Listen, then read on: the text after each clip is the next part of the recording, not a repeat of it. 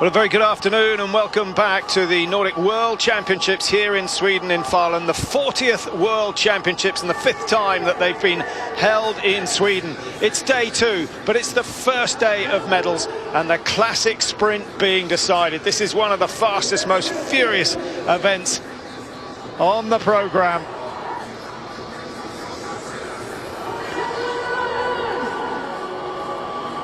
Well, let's have a look at the qualifications that have been taking place today. Now, I'm sure you understand the format of the sprint events. It's a qualifying run and only the top 30 go through to the knockout phases. Then they have the quarterfinals, then the semi-finals and then the finals. So those who go all the way will be racing 4 times 1,500 metres. It's a hard programme and pacing plays a very important role. But your position on the ranking after the qualification is also vitally important. And those who came out on top, Kari Vighagen Geitnes of Norway, a stunning run from her, only half a second down on the fastest time. She takes 3rd place. Norway dominant in the sprints throughout the season. They've got 4 of their skiers in the top 6 after the qualification. Maiken Kaspersen Falla takes 2nd place, so Norway 2 and 3 after the qualification. No surprise to see Falla doing well. She knows how to win big titles. Is she going to win today? Well, this might be the woman she has to beat. Justina Kowalczyk, who's had a nothing of a season, suddenly finds herself with the fastest qualifying time, 3 minutes 24.89. The margins were small, but the moral victory is very big for Kowalczyk. And Bjørgen, when she crossed the line, was surprised to see the pole at the top of the table. Incidentally, Marit Bjørgen down in 6th place, 2:54. Now, the significance of winning the qualifying is you go in the first of the quarterfinals, you go in the first of the semi-finals, and you get maximum rest in between each round, and crucially, between the semi-final and the final. Well, the men and women racing over exactly the same course. You can see just about the whole of the course there in your picture. Quite a quick descent down into the stadium, but the race really in that qualifying won and lost on the uphill climb. The conditions for all the top favourites was pretty much the same. In the men's event, well, Northug is in the top 3, but it's not Petter, it's Thomas, the younger brother, who's produced another fabulous run. He won the sprint in Otterpur with a lot of the big names absent.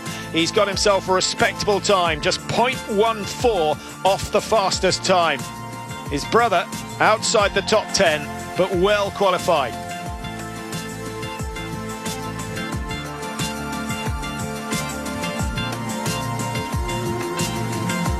Is Northug going to spring a surprise today? Once again, the Norwegians very strong. They had 2 in the top 3. Olav Vigen Hadestad was there, the Olympic champion. We know he can sprint in the freestyle, and today he's proved that he's pretty sharp in the classic as well. Just 0.02 of a second off the fastest time. He will definitely be a threat, but starting down in the last group could be an issue for Hadestad. Minimum rest, maximum effort. And here is the man who won the qualifying. Not only is he the Olympic champion, he's the world champion as well. And the Russians with a fantastic record in the classic sprint. Rotchev, who won in 2005. Kryakov, who won the Olympic champion. Kryakov, who won the world championships in Val di Fiemme. Is he going to make it 3 out of 3 in the classic sprints? That would be some record, and certainly a record that is unlikely to be beaten.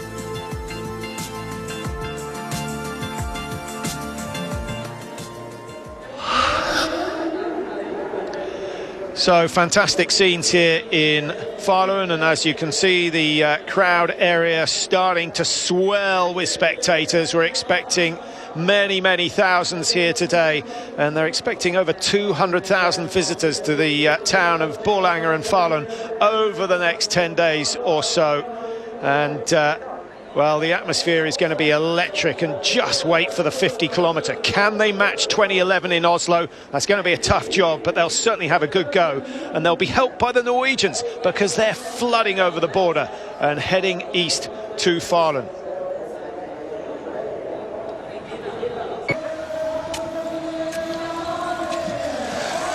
Welcome to the quarterfinals of the first gold medal event of the 2015 Nordic Ski World Championships. It's the women's 1400 meters classic sprint with bib number 1 worn by Justyna Kowalczyk of Poland, the fastest qualifier from earlier on in the day. 3:24.89 she's seeded, up against Celine Brunli of Norway, Magdalena Pajala of Sweden, Aino-Kaisa Saarinen, a 5-time Olympic champion for Finland, Sophie Caldwell for the United States, and Evelina Martic, the last to qualify, in 30th place.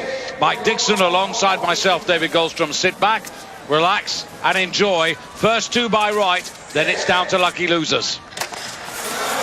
Well, they're off, David, and this first section, flat for 200 metres, and then it's a massive climb to the high point.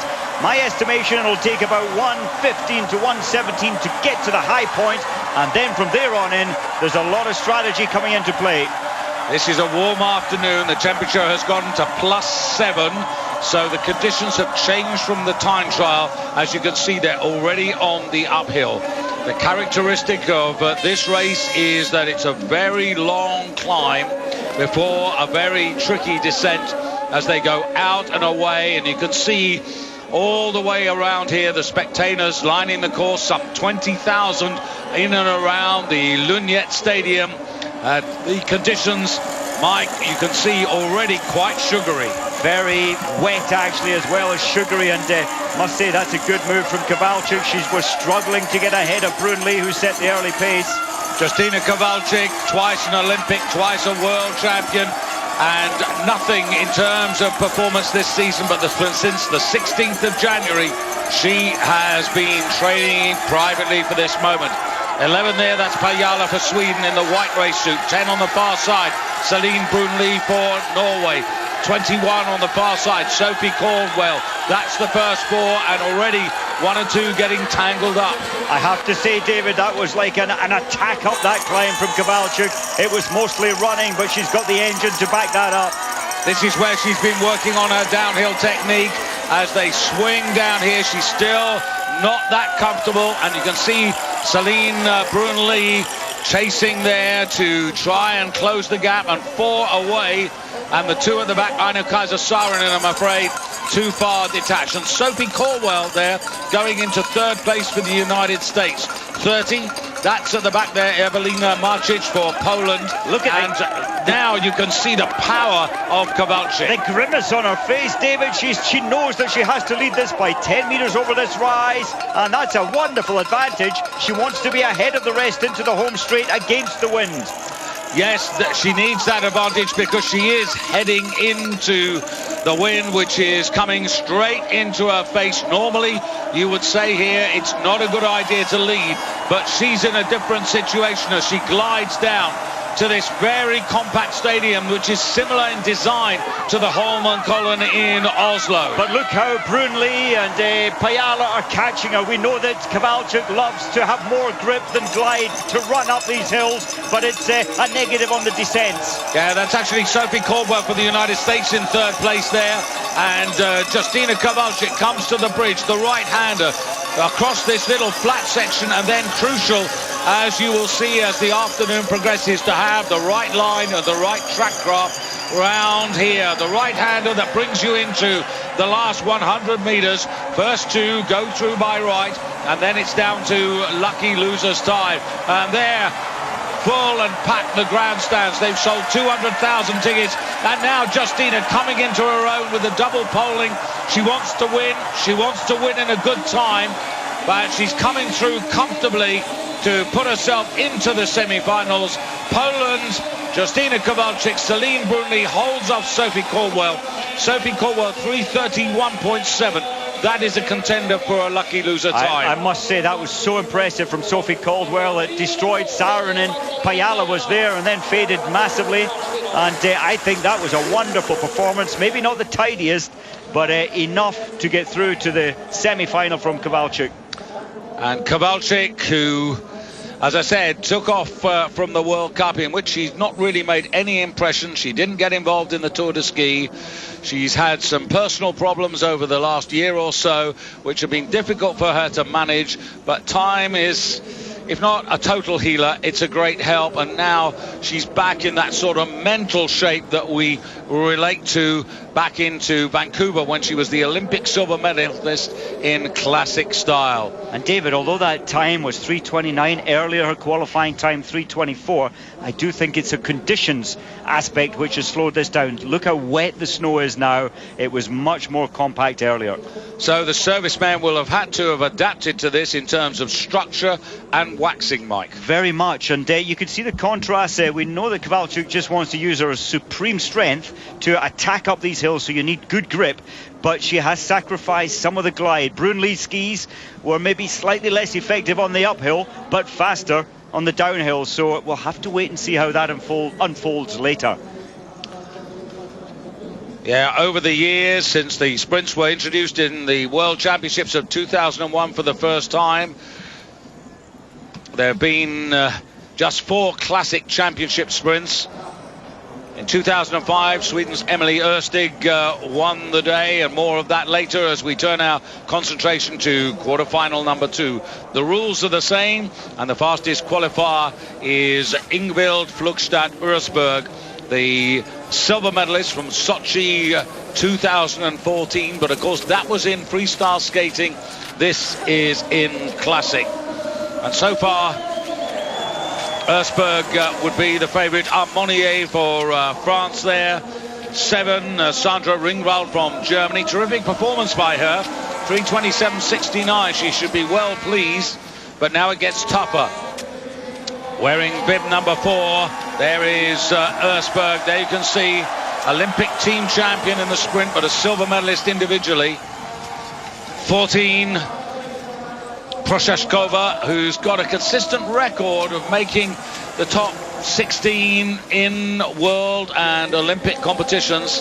17, Shapovalova, who's got work to do for Russia. Russians haven't got a very strong entry in the quarterfinals.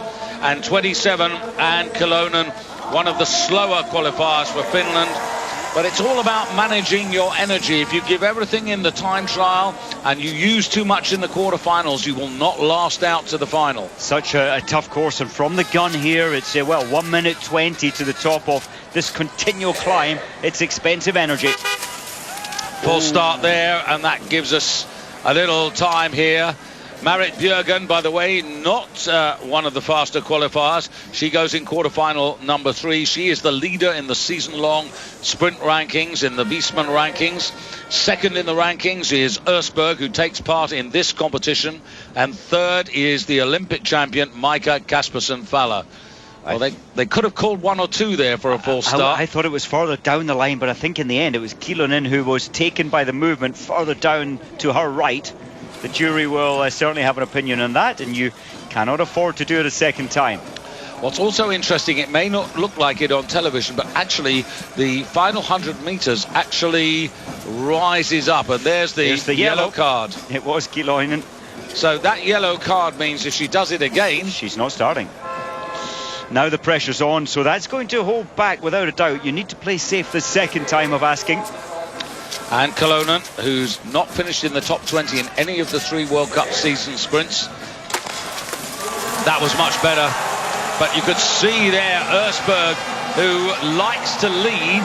And interesting to see what her tactics are going to be, because I think she's pretty nailed on to qualify here. Örsberg is rated by the bookmakers as the 7-1 favourite before the day began. Marit Bjørgen, the clear favourite, at 6-4. And Stina Nielsen, who goes in the next quarter-final with Marit, 7-1 as well. And the Olympic champion Faller, 8-1. I think the Norwegians were lucky, David, by chance, purely by chance of where they finished. We've only got 1 Norwegian in each of the heats. 5 Norwegians in there who have made the top 30 as expected, and all in the top 10 fastest time. Look at this, 47 seconds. It'll be about 1 minute 20 to the top, and this is a severe climb coming up now. Look at it, huge climb, almost like going up an escalator on the underground. Really, really steep. It's almost running, David. There isn't time to be smooth and efficient. You've just got to attack and keep on attacking up this climb. But it's very interesting. You see the stride length that she's using here. Short. That short, sharp strides is much more effective. Little herringbone there just to get round the corner. And important, so important to keep the hips way forward so that you're getting your compression down through the waxing pocket, as it's called, to press the grip wax onto the snow. Prochaskova of Slovakia there in second place. I did mention that she's a big occasion racer, and Kolonen of Finland in the blue in third, and they're really strung out here. 44 kilometers as they come to the Visman Bridge, and it's Norway leading, Slovakia in second place. Fastest skis, David, on that descent was by a long margin. It was Ringvald at 48.29 kilometers an hour. Yeah, and Ringvald just tacking on there. Remember, 2 by right. And see, even the leader, Ersberg there, slight herringbone to get up here, being pursued by Prochaskova, who actually is running a really good race. And did you notice how of course, Ersberg was slipping a little at the top. They've gone very light on the grip wax to enhance the glide on the descent. So Prochaskova in the hunt there, and the front two, surprisingly, have broken away. And Ringvald, you can see the glide of her just coming into third place. So the skis are working, but the gap is too big. And now this will become a very tactical point at the base of this hill here. You may not be that wise to lead at the base there. Some may come on the outside and cut you up off the corner when you go over the bridge. Ringvald in third place, Kolonen in fourth. I'm a little surprised, David, the lead two haven't backed off the pace now a little. They've got a clear advantage, and of course the top two go through by right. And that's actually Shapovalova, who's in third place now. Ringvald in fourth place. Kolonen has actually dropped back, but it's all about these two. And remember the time for the first heat from Kowalczyk, 3:29.55, and Ersberg powering away. Well, she doesn't need to sprint to the line because she's clearly out front, but she's pushing this pace quite, I think, equal to the previous heat. No, in fact, 2 seconds slower. Yeah, 3:31 and 3:29.55, the first of the quarterfinals. So just having a look at that photograph for Sandra Ringvald. But I have a feeling, Mike, that, you know, Ringvald and Kolonen, who actually in a photo for third and fourth, Shapovalova just dropped back at the crucial stage. I don't think either of those two are going to make a lucky loser place. I don't think so. It's looking good for Sophie Caldwell. She was only 2.2 behind Kowalczyk on that first heat.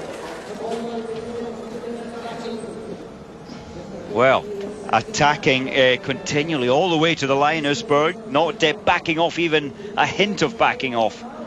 Yeah, Prochaskova of Slovakia, 30 years of age, coming in second place there, and she was just 29th in Östersund over the weekend, but maybe she's timed her preparation really well. And you can see Ringvald there 7 seconds back. That really is going to be out of contention for a semi-final place. Well, Ersberg likes racing from the front. We've seen that a lot in World Cup, Mike, but it may not be, when it comes down to the business end of the semi-finals and the finals, it may not be the place to be. I don't think so, especially coming into the stadium where it is into the headwind, being at the front when there's athletes behind you, not the best advantage. And quite a difference in the first two quarterfinals. We've seen, you know, the front two getting away. That's unusual for a sprint. I think it's the unique design of this course with those two huge and brutal climbs. They really are separating the best from the rest. And so to the quarterfinal of the women's classic sprints with Stina Nielsen, 3:26.08, faster than Marit Bjørgen. But Sadie Bjørnsen for the United States of America. Sadie from Anchorage in Alaska. Marit Bjørgen, well, there you have it. 6-time Olympic champion, but she could be on her way, Marit Bjørgen, to a 20th World Championship medal. Stina Nielsen will be looking to stop her. She's the brightest sprinter Sweden have produced in the last couple of years. Hanna Falk, her teammate. And then Francesca Bodin, and you can see she's just come from Almaty, where she won the World Under-23 Championship. Romanova of Russia. 21-year-old, an exciting prospect and a good find again from Russia. And Sadie Björnsson was the slowest of this group of 6, but now under starters' orders. Oh, another false start there. Hey, at World Championships, we haven't seen this often at World Cup this season, David, where they're breaking the line on the gun hold and the starter isn't holding them too long. Hannah Falk, I think it's Hannah Falk there, who has broken by a long way, so she's going to get a yellow card. Well, she has to back off totally now and not break that wand again. Great expression. Yes, I know. I wonder how that's going to affect her psychologically. Kilonen earlier, it really seemed to affect her. She never got into the race.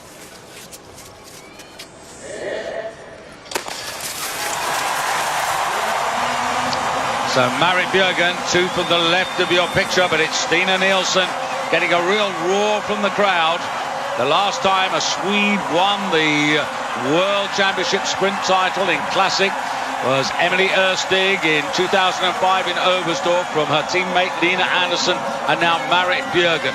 Marit Bjørgen on this sort of course, actually, she's taken the lead here, but I think her real power is going to come in the second and third parts of the course.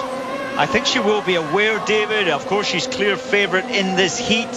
She'll be aware that she doesn't need to expend all of her energy or too much if she can hold back just a little.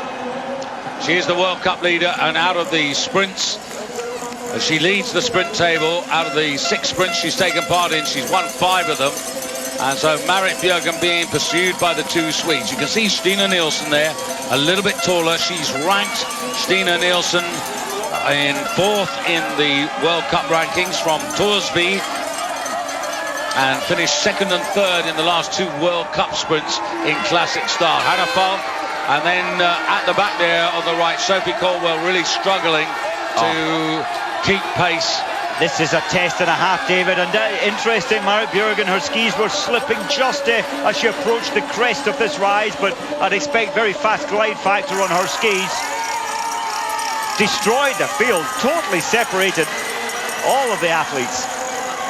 Well, it'd be interesting to measure her time against Kowalczyk of 3:29.55 in the first quarter-final. Well, I make it in terms of glide. Nielsen's got the fastest skis that, in fact, Bodan has at 50 kilometers an hour down that descent. But look at Stina Nilsson taking on Marit Bjørgen, where we usually expect Marit Bjørgen to be the toughest, the strongest. The reason why this course is so hard is because of the terrain that's been put into it. And look at the front of Stina Nilsson just making an error there. Well, and then she started to slip. She looked over her left shoulder, then she started to slip, but she's comfortable. And this will be interesting how she copes with the descent and then the drive into the stadium. You can see the left-hander and then the right-hander here. So easy to become unbalanced. And now Marit Bjørgen, these front 2 are well away. And for the 3rd quarter-final in a row, and look at the glide on Stina Nilsson. So Marit Bjørgen's got the optimum line for the climb up the hill, but Stina Nilsson has got the right position to come round her and cut her off. David, I think this is great news for the Swedes. They've got a much better glide factor than at the moment the Norwegians. Certainly Nilsson's skis are flying, and she took it quite easy along that home straight, giving Falk a chance to come back into it. Maybe. Well done, Nilsson. Well, it's exactly what I suggested she was going to do, and she's now got the optimum line into the right-hander. Now the wind becomes behind her and pushes her home. And one characteristic of this finish, you don't see it on television, but actually it's an uphill finish. Not a very big uphill, but it is uphill. You get a little sense of it there. And Hannah Falk trying to close as well, being cheered on, but it's going to be Stina Nilsson who's given a classic skiing lesson to Marit Bjørgen. And 3:29.55 was Kowalczyk, and this is 3:29.30. Hey, that is great news for the Swedes and Nilsson. And just comparing the glide factor down the big descent, Marit Bjørgen's skis were 46 k's an hour and Nilsson up at 50. So Hannah Falk at 3:31.3. So interesting there to compare that. I think that's going to put her in 3:31.3. Yeah, I think that's going to put her in with Sophie Caldwell at the moment in the lucky loser spots. Just didn't see that disqualified. There must have been some pushing, David. That's her second yellow. The jury must have seen some interference on the track. I missed that. Or could it have been a skating step? Could have been. Maybe she skated too far around one of the corners. We would have picked up on that. I didn't see what happened there. DQ, that's a real pity.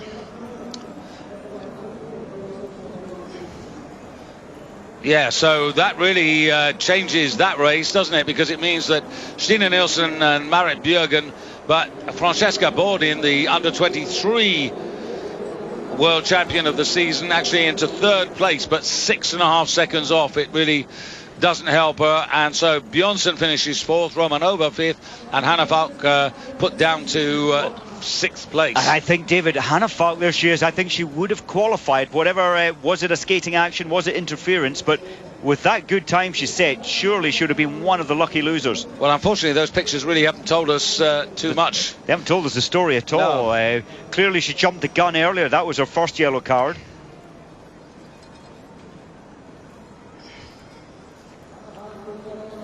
Nilsson didn't even look back, pulls off. She'll get the lactic acid out of her legs and just focus on the next one. So the Olympic champion heads the list of starters for quarterfinal number 4, and at least on paper for Maika Kaspersen-Faller, this should be a fairly straightforward qualification. Kerttu Niskanen always to be respected. You can see two-time Olympic medalist from Sochi last year, and the Finns to be respected when it comes to these sprint races. Here is the Olympic champion, and the most important thing for me is third, fourth and second, her places in the classic sprints. Second just last weekend in Östersund. And Dotsenko for Russia could be there or thereabouts, but I don't actually see her ultimately as a medalist today. She's an outsider for me. Denise Herrmann, I think she's slightly better at freestyle than she is at sprint, and hasn't had the impact in the sprint rankings that she had last season. And then 22 here, Malvaleto. Malvaleto is a classic winner. There are not too many classic winners in this field here, apart from the likes of Bjørgen and Kowalczyk. And Ida Sargent for the United States, who was first away in the prologue time trial earlier in the day.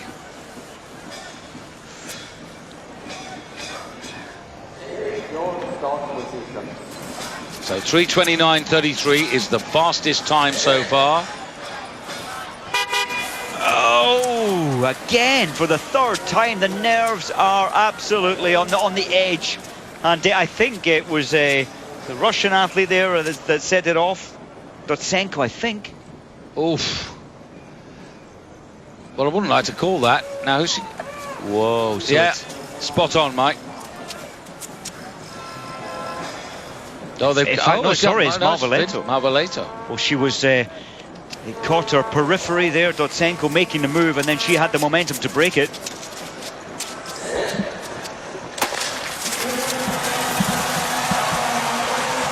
Now the advantage is, as a result of your times, to be on the far side there for the climb up, which is an initial right-hand climb. And here you can see real pace being put in to this race. And Faller on the far side there, the Olympic champion, just now beginning to get the better of the argument over Malvaleto of Finland. Well, it's up to about 24-25 seconds, mostly arm power, even as they climb the first part of this rise, and then it's into the diagonal. Now these two Finnish athletes, Kerttu Niskanen, who's following Maika Kaspersen-Faller, and then on the outside there, that's Malvaleto in the black and orange race suit. That's Germany's Denise Herrmann, and Kaspersen-Faller. The notable aspect of the three Norwegians we've seen previously, it's about the tempo, David. It's not pretty, it's not traditional classical skiing, it's just attack with as much tempo as you can up this climb. but there's a fluency and connectivity about Falla. She's really getting the power down, but forced the herringbone. That just gives you an inclination, or an indication, I should say, of just how demanding the climb is. And if you're forced into a herringbone, we saw her lose the pace in comparison to Niskanen, who managed to stay in the tracks all the way up that climb. You also use that little bit extra energy to do a herringbone. It's horrible. You do, it's tense, it's not comfortable. The speed so far, Falla 48.19, that's the fastest. In fact, Herman 49.55 k's an hour. Technically, Falla was excellent through that section there and cornered really well. And you're only getting an 8 to 11 second recovery, but it's not a recovery because you're trying to get your best line and then another attack. 9 on the left of your picture there, that's Anastasia Dotsenko, just about moving into third place, trying to vie for second. This is hard work for Falla, David, again having to put the edges in early for the herringbone run. But she's fast, she's strong, so she can still get away from the field. So the Norwegians getting their qualifiers through to the semi-finals and into the stadium with a big advantage. I suppose if you lead like Kowalczyk and here with Falla, it's okay, providing you've got a substantial cushion. And that is a comfortable cushion there from Falla. And now she could afford to slow it down, but she'll keep on attacking up this climb. So Falla, 24 years of age, based out of Lillehammer, comes to the bridge and has got a useful couple of lengths there over Kerttu Niskanen of Finland, who's looking for second place but being chased there by Dotsenko, and those three are away. I must say Dotsenko's skis have looked very good. She seems to pull back a few meters on each descent, as she has done there. And just for me, made the wrong mistake. I think she should have gone this side rather than the far side. She's given Niskanen the chance to actually go through by right. I think if she kept on the inside Dotsenko, she would have had a better chance. But Falla, powerful, outside 3:30, so not the fastest. But Niskanen, I think Dotsenko could have given her a harder race. That's a pity for Dotsenko, yes, taking that left lane as we look down, or second left. But you are carrying quite a momentum around that final right-hander. Falla, Olympic champion, but wasn't as convincing this time as Kowalczyk was, as Østberg was. Bronze medalist 2 years ago in Val di Fiemme in the World Championships then. The World Championships of 2013, when Marit Bjørgen beat Ida Ingsmar-Dotter into second place. Falla was third, Wisnar was fourth, and Stina Nielsen was only fifth. But Stina Nielsen is a stronger athlete, and you can see there Dotsenko, well, unfortunately it's not the fastest heat. In fact, just looking at that, it's actually the slowest of all the heats or quarterfinals.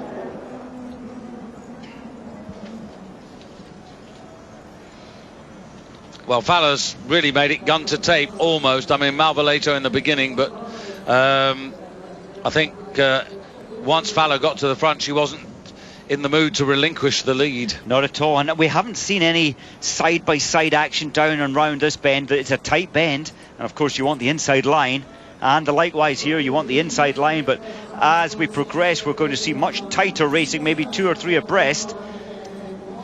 I still think that Sophie Caldwell's got a chance of getting into the lucky loser spots. I've got her and, well, Dotsenko as the two at the moment, and just the last of the quarterfinals to come. And this is the lineup for quarterfinal number 5. Now, Wisnar in this is certainly a person we should keep on the right side. She was fourth in the World Championships 2 years ago in Val di Fiemme. Bjørgen, of course, won in 13. She won the Olympic title in the sprint in Whistler. And here's Natalia Matveeva. Done well, I think, to get into this quarterfinal, because I think she's slightly better at freestyle. That was what we always thought, looking at her results. Wisnar in that distinctive lemon race suit of Slovenia.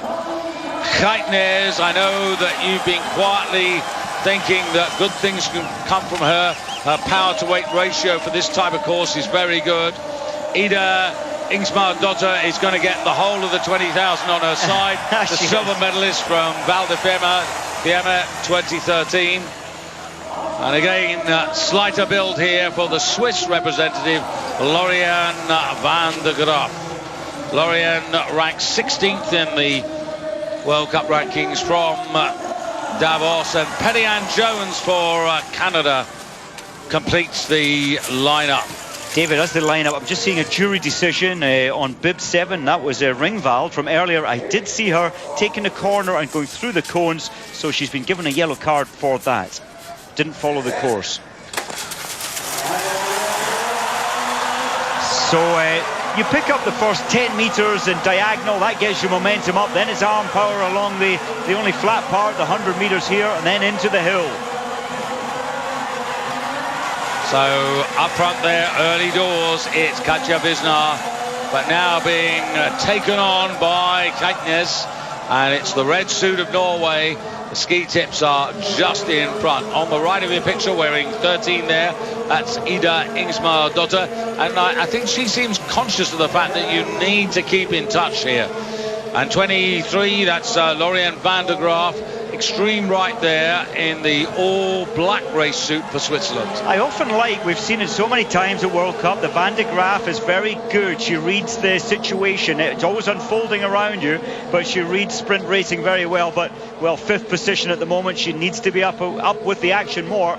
She has had a podium this season, but it was in Rybinsk in a freestyle race, and not every one of the top racers were there, so you have to take that with a pinch of salt.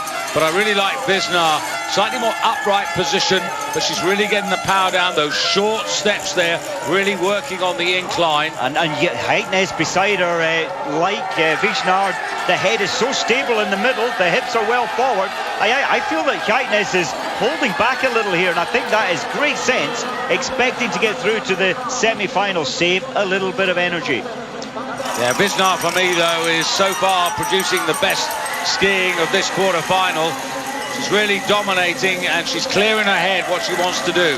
That's nice cornering, the weight nicely balanced. Ingmar Dotter there in the white race suit for Sweden in 3rd place. And 4th, wearing 18, that's Matvieva in the red headband. 23 towards the back, that's Lauriane van der Graaf. And the only one who's really struggling at the back there is Perry-Ann Jones for Canada. Keitnes is having to go the long way around, David. That's wasting energy. The inside line is by far the best. She needs to be careful. Yeah, it's pretty about Perry-Ann actually. She was 21st in Östersund. That's her best classic race of the season. Hails from Canmore, but she's now out of it, and we're down to 5. Well, this is definitely the tightest, the closest pack. 4 athletes around this left-hander into the stadium. Now, see if my theory works here, because Keitnes has got the lead. I don't think that's necessarily the right thing. Is Wisner going to close and cut? And look at Ingmar Dotter's glide. Like Nielsen, the Swedes have got wonderful skis. Look at this, so Katja Wisner attacks up the incline there, and she's got first run, first call, really clearing ahead what she wanted to do, skips over, takes the track, takes command. And it's allowed Matvieva, bib 18, back into the action. Ingmar's daughter needs to pull some 10 metres back at this moment. Keitnes now, 2nd place, and they are stretched out here, but that is the best skiing from Wisner. She has dominated this race. She's been clear in her mind. Her track craft has been good. Her cornering's been good. And you can see here, 3:29.55. That was the time of Kowalczyk. 3:29.33 for Stina Nielsen. And quarter-final number 5 turns out to be the fastest of the lot. Well done, Katja Wisner. I think that was a quality piece of work. That was very clever racing. Wisner, she didn't look overstressed either. And great strategy in behind Keitnes in that home straight. And I wonder if Keitnes will rethink where she takes the lead. It was on the top of the 2nd climb. She had a good line into the right-hander. Wisner, who hails from a rather beautiful part of Slovenia, the Lake Bled region. And what I was really impressed about was how she took command and knew exactly what she wanted to do. She was 4th 2 years ago in the Worlds, and I suspect that what's in her mind is, I do not want to finish 4th again. Well, and you know, she made that look easy, one of the fastest times. The 2 lucky losers, Sophie Caldwell from the United States gets through from quarterfinal number 1, and Ida Ingemarsdottir, the silver medalist from 2 years ago, is the other lucky loser, and they join the first and second place finishers from the 5 quarterfinals in the semis. You were saying earlier, David, that the Swedes have found a very clever stone grind. That's the structure on the base of their ski in these warm conditions, and I think that's been evident with Nielsen, with Ingemarsdottir, both setting the fastest glide speeds, and I think that's good news for the men coming up very soon. Yeah, so Kowalczyk and Brunli for Poland and Norway, Nielsen and Bjørgen for Sweden and Norway, and then Østberg and Prochaskova from Norway and the Slovak Republic. Then you've got Maika Kaspersen, Faller and Niskanen for Norway and Finland respectively, joined by Katja Wisnar for Slovenia, Kari Geitnes for Norway. So all the Norwegians are through, plus America's Sophie Caldwell and Ida Ingemarsdottir, and they go through to the semi-finals, and we're straight on to the men's quarter-finals.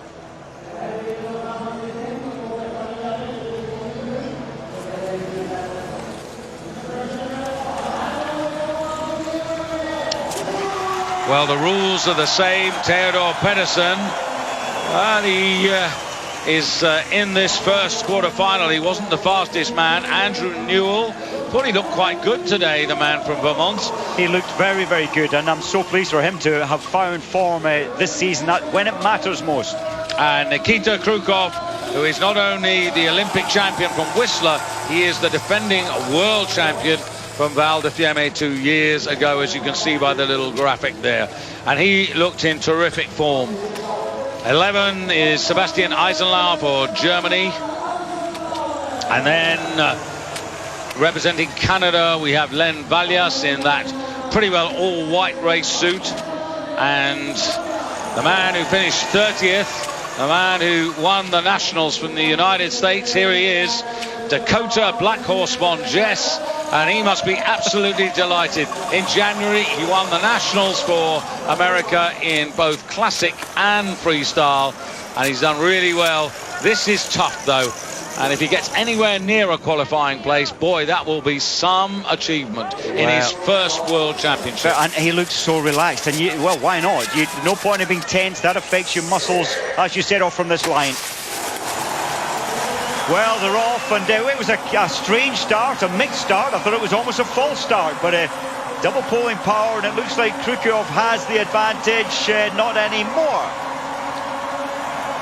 No, but Krukov is getting more out of his double poling than anybody else. Look at the rhythm, and everybody else just looking a little bit more frantic than him. Well, I mentioned earlier, and Krukov is a very cool customer. He doesn't panic, and as you say, that easy double pole action. And look how tall and slender he is. Body weight ratio to this hill climb, he's in the best place. Tall, good levers, and very light. Yeah, he's not done much in the World Cup. In fact, when you look at his performances, 12th is the best he's done. But the man who's decided to take it up, that's Andrew Newell of the United States. Theodor Pedersen looking quite comfortable there to his left. And there's Black Horse Monges coming through. Yeah, making his presence felt. You can see different stature. And at the moment, Krukov just sitting in behind. It's a very different race, this, David, to the women's. All of the women's heats, it's Monges up the front. Yeah, 1:15 to the little rise as a guide to the other quarterfinals that come, just as a rough guide. So Dakota, well, is he having his 15 seconds of fame? I'll tell you what, he's gutsy to do this. He's fearless, absolutely fearless.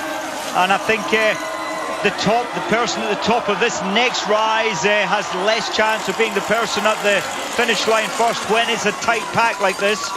And Krukov now has changed track position. Dakota has found himself out to the right-hand side. 21, that's Len Valias from Canada. Tall, upright, coming up there. And Krukov is hunting at the moment. A lot of work to do, Krukov, to get through this traffic jam ahead of him. And the same for, well, Pedersen's now picking it up into second place. Swinging round. And you'll get another little guide here as they go to the Wiesmann banner.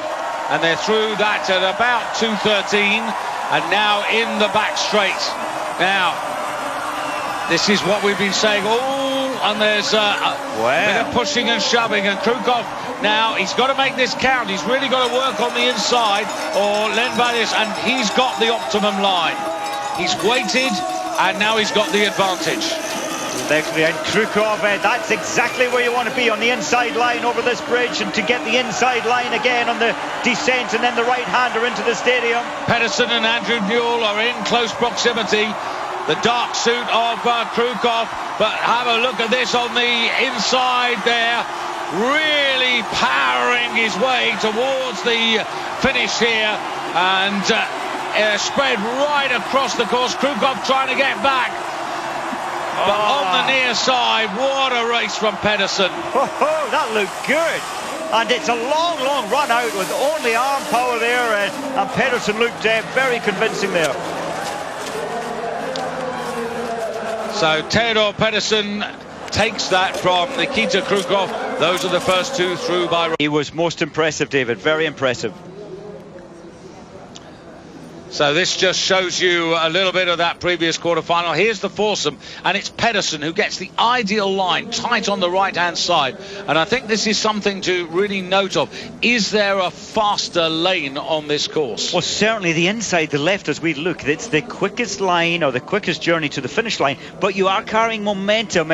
I think a lot of coaches will be saying, get that line which Pedersen got, because it certainly appeared to give an advantage. Well, here's the lineup for the second quarter-final, and what a good job from an outsider, Uli Schneider for Switzerland. This man who competed just last weekend, we haven't seen him yet, but this is Dominik Baldauf first of all. 7, Hakola for Finland, and they've also got Matthias Strandvall in here. He wears bib 14. Bib 4, this is the man I was looking for, Uli Schneider, 37th last weekend in Östersund, and here he is in the World Championship quarter-final. He looked so convincing to qualify fourth fastest. Strandvall looked very convincing as well. So also in the lineup here, Strandvall. Well, that's Quickland, actually, Carl. Yeah, that is Quickland for Sweden in the white suit. And we haven't seen Rastelli yet, have we? So Rastelli for Italy, happily in a blue suit and not a red suit. Gets confusing. They certainly have had the red suits out, the Italians. Yeah, if you're not familiar with that comment, it's because the Italians have been racing in red suits all the way through the World Cup season, but I like to see them in Azzurri blue. I know what I'm dealing with then.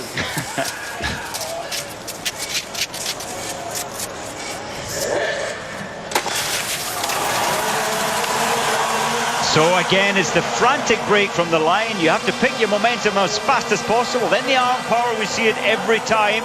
And carrying this momentum as far into the base of this extreme climb as you possibly can. And then you start loading your legs. So it's arm power the first 25 seconds. Then we're on to legs and arms together. And look at that wonderful picture of the Luneat Stadium as they leave the arena now. And marching forward, Matthias Strandvall of Finland to lead the way, but Hakola now moving forward to maintain the lead for Finland, if you see what I mean. Now, and chasing him hard, Baldauf of Austria. I'm surprised that Schneider with the fastest on paper in this group, David, but he's way at the back. Has he got a game plan? I think he maybe struggled that first section. So up they go, and then we were looking for something like 1:15 as a little check between this and the first of the quarterfinals. Well, earlier today in the qualifying, Sergei Ushtigov was 1 minute 1 second to the top of this rise. I know the snow is running about 8 seconds slower at the moment because it's an awful lot wetter. So the descent speed, the women were getting up to about 48 kilometers an hour, and it's based on the pace over and your body weight. The men are getting up to 53 kilometers an hour. Schneider, 53.06 kilometers an hour is the fastest, pulling back time. Into third place, he was 6th into the base of the previous climb. Schneider just attacking short, sharp tempo, and he's a very light and slender athlete trying to maximise his reach up this horrific climb. Stransval bending over, not the best way to take this hill. You need to keep the hips forward or you start slipping, as he was there. Well, Schneider is giving a demonstration on how it's done up these steep hills. Yeah, gulping in the oxygen there. You could see coming around under pressure the whole time, but again, you can see what his game plan is, to build a cushion of advantage. Has a little look under his armpit to see where everybody else is. Probably pretty happy with that cushion that he's got as they come to the base of this climb. He's got the advantage here. 7 chasing him, Hakola. It's all about tempo. Carl Quicklund, the only Swede in this heat, he's still at the back. He's got an awful lot of work to push through this crowd if he wants to qualify, and I don't think he can. And Dominik Baldorf of Austria in third place, hunting, well, perhaps for second, perhaps for a lucky loser spot as they come down the finish here. And you can see that advantage that Schneider built up has really seen him home here. And time of the first was 3:07:08, and this 3:05.7. That was another very impressive performance from Schneider. The tempo, and I think his cool head there. He didn't panic that he was in last position leading into the base of the first climb.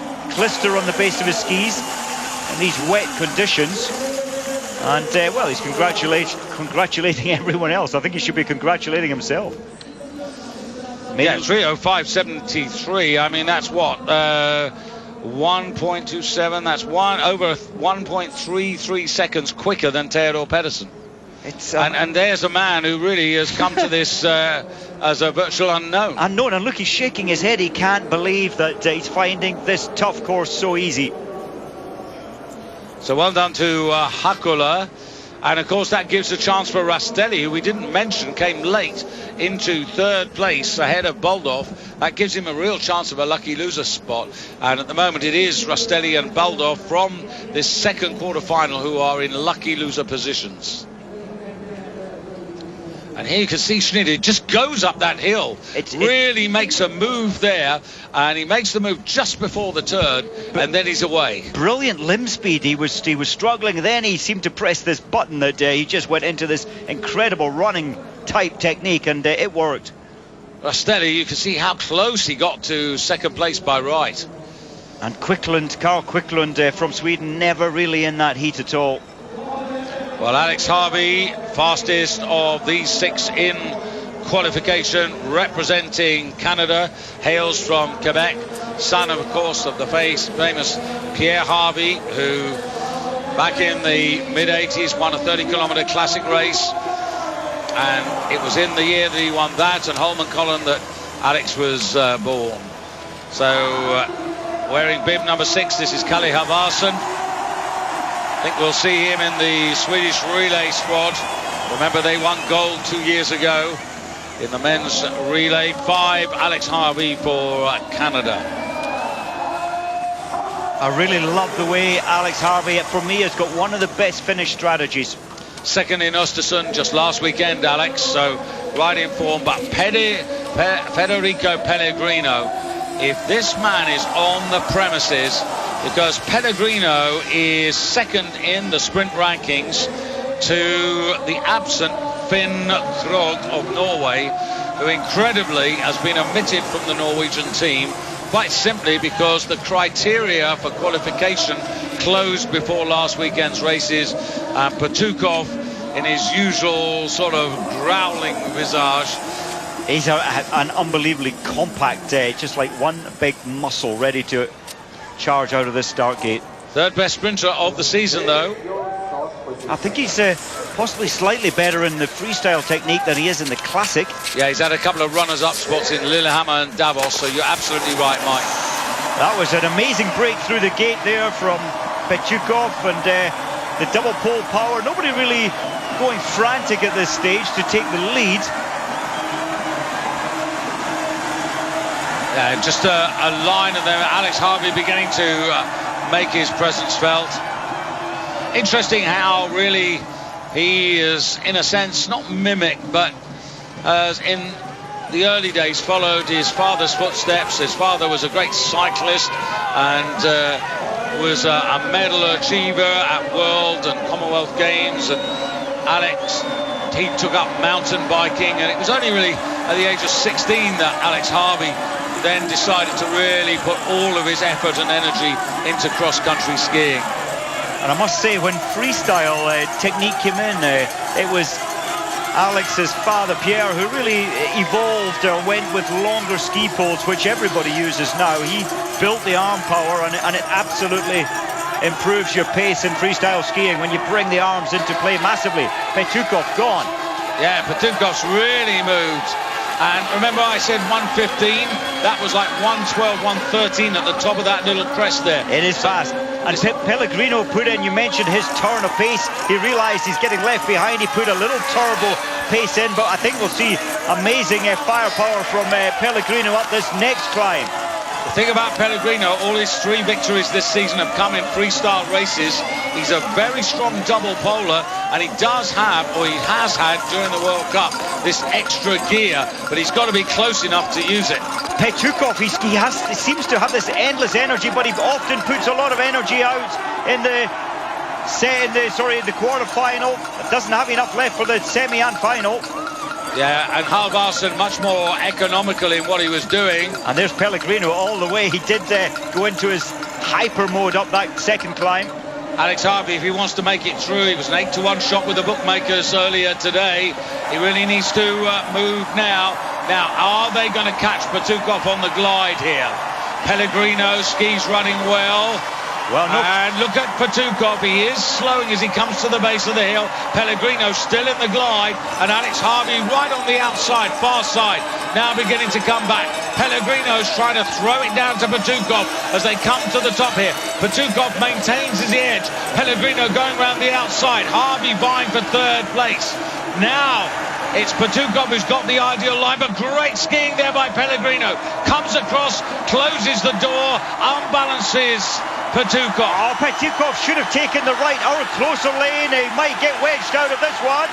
And Pellegrino's double poling. There's the extra gear. And on the far side, Alex Harvey forcing his way into 2nd place to qualify by right. And 3:04, wonderful racing by Pellegrino. Very alert to being left behind earlier or in the middle of the race. And Harvey strong enough, 3:03.9.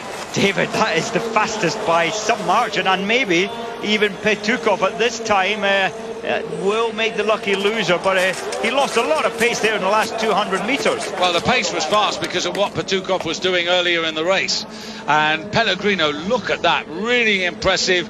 And if you back Pellegrino today, 34-1 were the odds on offer before the day began. And I think what was amazing for me about Pellegrino, on the base of the second rise, 3/4 of the way through the race, he was still in 5th position, and then he just completely attacked that second climb. And you need that turn of pace if you want to take a medal here. Petukov didn't have the best start there, and then he set a blistering pace up this first climb, but ran out of steam.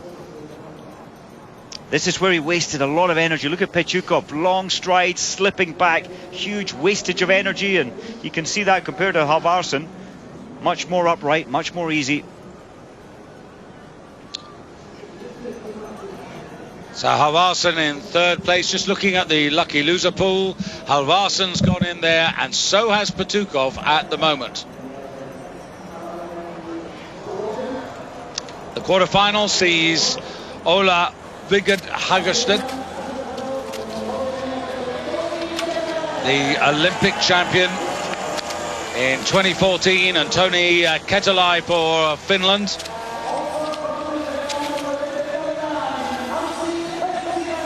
Finns who've got good representation in these quarterfinals, wearing 2, the Olympic champion, 9th place a couple of years ago in the last World Championships.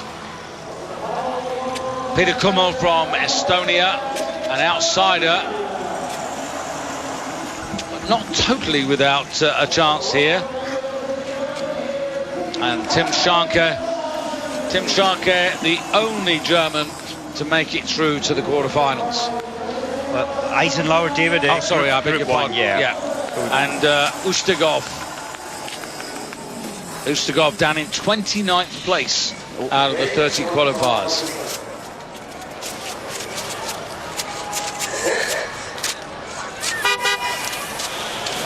Well, I don't believe this. I've never seen so many false starts. It's dangerous. And I say dangerous to the athlete in that you then back off. You're never going to release the same, because if you break that wand a second time, you're not starting. Full stop. But he was trying. He was hoping the gun would go, but it didn't. Tim Schanke recently won 42k marathon race down in Italy just 2 weekends ago. Oh, interesting to see how Harstad goes in this race, because when you look at the Norwegian representation, Mike, into the finals here, Harstad they've got Thomas Northug and Petter Northug, the brothers, in the last of the quarterfinals. And Bransdal, 3 Norwegians in that last. Yeah. Who's getting, well, it's clearly it's Schanke. It's Schanke. Yeah. Well, Jury has to inform them, so that's what she's doing. But now, lots of people in Norway will be sitting back and thinking to themselves, we could have done with Finn Krogh. I can't believe a country wouldn't take the man on recent form and the leader of the overall World Cup. Ustigov didn't want to get involved. We often see this closest to him on the right-hand side. He never wants to lead early, Ustigov. As I say that, he puts in a blistering turn of pace. And he set, David, in the qualifying I mentioned, he set 1 minute 1 second to the top of the first rise. I think it'll be about 1:08 this time. I'm not sure Ustigov manages his output of energy in these continual qualifiers through to the next round. Of course, semi-finals next. You've got to be inside 3 minutes 4.5 seconds to grab a lucky loser spot at the moment, and it's Harstad up front there. It's as if, sorry David, it's as if this pack are respecting Harstad, the Olympic gold medalist, because this pace is a little slower. I make it 1.5 seconds slower than the previous one. Harstad, who had a second place finish in Ottawa, but again, that was the second of the World Cup competitions, and not everybody was involved in that. Well, it's 1:14 to the high point of this rise. A little chance to recover, and you need to maintain your pace over here to get your maximum glide factor down here.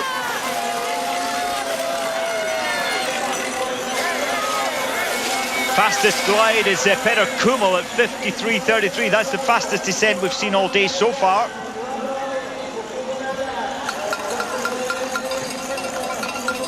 So Harstad hasn't got away from the pack here. You can see he's being pursued by Pensinen on the near side, wearing 9.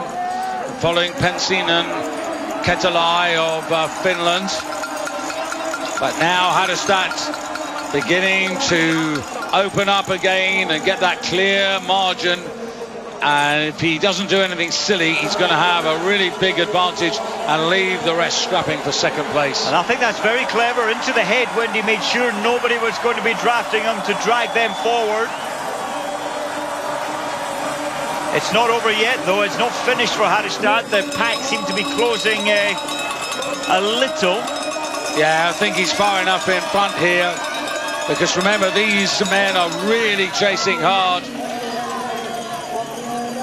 So he goes round 12, just cutting into second place there. Tony Ketalai getting ahead there of Ustigov, was it? Ustigov it was indeed. Hasn't had a lot of luck in this heat, Ustigov. He's been at second place and then dropping back to third. So the fastest time so far in the third heat, 3:03.91, and Harstad, wise old head, just easing off, saving the energy. And look at that, he slides across in 3:03. 3:05 for Ketelai, but 3:03.9. That was really easy for Hadestad. He made that look quite simple for he's one of the biggest and heaviest athletes here. He made those climbs look very simple. Great technique, and again he's got that Olympic focus. Now, quarter-final wise, Ketelai was 3:05, so if he's going to push anybody out, Ketelai 1:35, so what's that? 3:04.94. I don't think he quite makes it, actually. I think Petukov still and hangs on. And Halvorsen, Halvorsen and Petukov at the moment, lucky losers.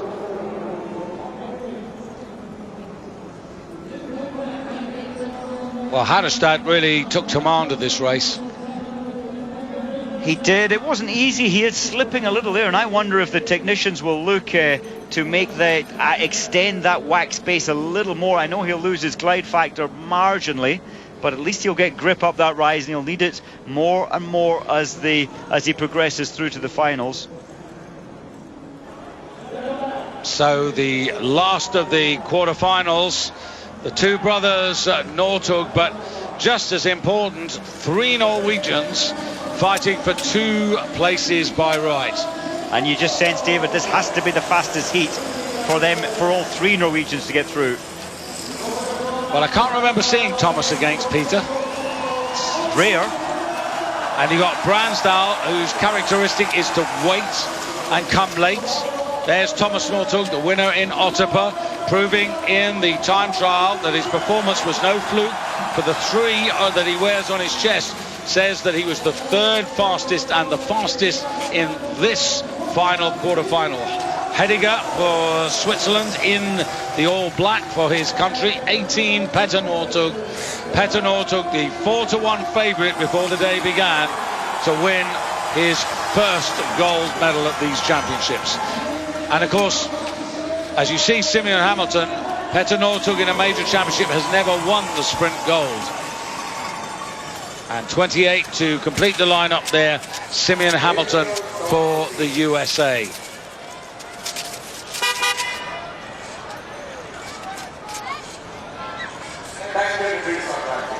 You see, I think that's what throws them off. What was that all about? They were testing, but it really threw them. It did. It broke concentration. A number of the athletes looked over to the right. That's annoying. So thankfully a good clean break, and then picking up the pace fast. Who's going to be brave enough to lead it? Or well, maybe the lead will chop and change as it did last time up the climb. Look at the power though that's being laid down, and you can just see those skis coming off the snow. Fantastic power. But in a sense, David, the youthful enthusiasm of Thomas Northug, not sure is the wisest, but he often and always goes out fast. Can he maintain it though? His brother, on the other hand, is in 5th place. Petter. 13 is Eric Bransdal, who's on the shoulder of Thomas Northug. And clearly there seems to be a feeling, Mike, that you really don't want to be too far back on this course. In 3rd place there, Jovian Hediger in the all-black. And then on the near side, you can see 18, Petter Northug. And right at the back there, Simeon Hamilton. Petter Northug is putting in the most effort and slowly moving forward from 5th up into, well, maybe level with his brother, not quite. Oh, and in trouble there, Simeon Hamilton. Not quite sure whether he caused it or it was caused by him. And right at the back there, that's Chabotko of Kazakhstan. And Thomas Northug getting away. Bransdal and Petter Northug, the 1, 2, 3, the Norwegians. Who's going to have to rely on the lucky loser pool? Remember, to get into the lucky loser pool, you need to break 3:04 to be absolutely sure. So they've really got to keep the pace on. They cannot relax in this race. The 3 Norwegians are well aware, I'm sure, Mike, that one of them could be really unlucky. Yes, and I think that's why, well, Thomas is still setting the pace. It is a fast pace. For me, it's the fastest heat we've had, and maybe that will bring all 3 Norwegians through if Heidegger can't move forward, but a lot can happen even at this stage. Well, here's the interest. Has Petter Northug got the dynamite finish that has been his trade card for so many years? Because Thomas has got a useful break. Baby brother is looking very, very good. Stood up very early compared to the two behind him, losing some 5 meters. Pedro Northug, good glide ahead of Bransdal. And now suddenly look at the gears that Pedro Northug finds to catch younger brother. But younger brother's got 5 meters. Bransdal's in third place. Thomas Northug can choose his line. You just feel, I felt Bransdal throughout this is just relaxed. He knows that he needs to save something for the next time and the next time, but he needs to make sure he gets through this time. Yeah, but they're coming through 2:48. Remember, we need to be inside 3:04 to get a lucky loser spot. And it's Thomas Northug who's done all the work. Pedro Northug coming up. Look at the brothers together ahead of Eric Bransdal in third place, 3:01. So all three Norwegians go through. And Simeon Hamilton, 3:03. He's going through. He's going through. And the two lucky losers come from quarter-final. Number 5, the fastest of all. They knew it had to be quick, and they owe a lot to Thomas Northug. Brave, youthful enthusiasm and so much self-belief this man showed.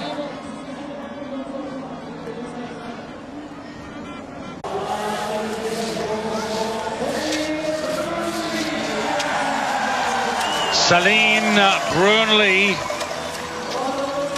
Have a look at the Norwegian here, the Olympic silver medalist and Olympic team sprint champion. Østberg, second in the World Cup rankings, and there Justyna Kowalczyk, terrific pace in the time trial for this double Olympic and double world champion. 5 here, Stina Nielsen. Boy, is this a hot semi-final. And 14 in picture, Prochaskova of Slovakia. I think she's done extremely well to get into the semi-finals.